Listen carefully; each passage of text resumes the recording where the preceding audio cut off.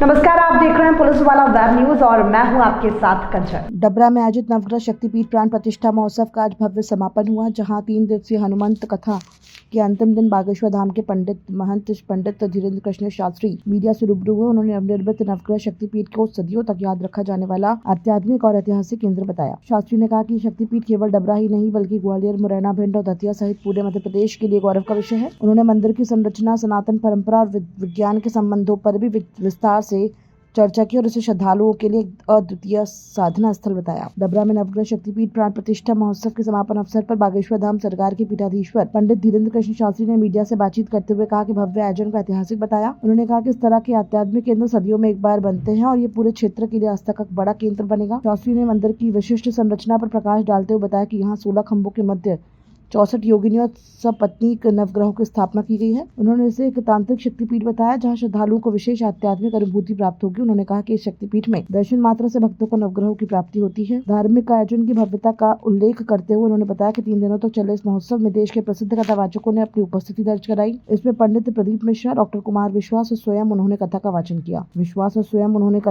किया। उन्होंने कहा कि इस आयोजन ने पूरे क्षेत्र को भक्ति और आध्यात्मिकता के रंग में रंग दिया है। इस दौरान उन्होंने श्रद्धालुओं के लिए एक महत्वपूर्ण बात भी कही कि अब लोगों को शनिदेव की कृपा पाने के लिए दूर दराज के स्थानों पर जाने की आवश्यकता नहीं है। उन्होंने संकेत देते हुए कहा कि अब डबरा में ही नवग्रहों का आशीर्वाद प्राप्त किया जा सकता है।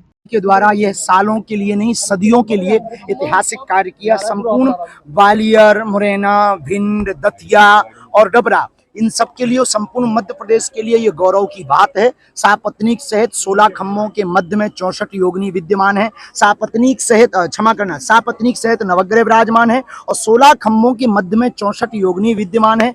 यह नवग्रह शक्तिपीठ ऐतिहासिक तांत्रोक्त शक्तिपीठ है। तांत्रोक्त इसलिए क्योंकि दर्शनीय, अर्चनीय और आदिदेव सहित यहाँ पर नवग्रह विराजमान है, इसलिए इसकी भव्यता, दिव्यता, संतों का आगमन, मंत्रोच्चारण पूज्य श्री दाती जी महाराज जी की है, पूजा टोटका विधि अभूतपूर्व है, जो हमने बहुत कम देखी है। जिस मार्ग परंपरा से ये यहाँ पर अनुष्ठानात्मक कार्य हो रहा, जिसमें देश के 3 बड़े महापुरुषों ने यहाँ पर बड़े महापुरुषों ने, संतों ने यहाँ दर्शन दिए और 3 कथा व्यासों ने यहाँ पर कथा की। उनमें एक तो हम ही हैं, हम महापुरुष नहीं हैं, पर उसके पूर्व के पूज्यपाद श्री प्रदीप मिश्रा जी और युग कवि अपने राम की चर्चा हमारे अति प्रिय भ्राता श्री डॉक्टर कुमार विश्वास जी, उनके द्वारा और हमारे द्वारा 3 दिन की कथा हुई, जिसके लिए हम संपूर्ण डबरा वासियों के गौरव होने पर, गर्व होने पर बहुत ही प्रसन्न हैं कि आपके लिए एक ऐसी दिव्य पीठ है कि अब तक शनि सिंगापुर जाकर के केवल शनिदेव की कृपा पाते थे,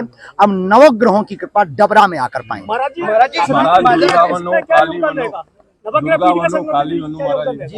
नवग्रह पीठ का सनातन के लिए क्या योगदान रहेगा? देखिए, नवग्रह एक तो हमारी वैदिक परंपरा में नवग्रह की चर्चा आदिकाल से है।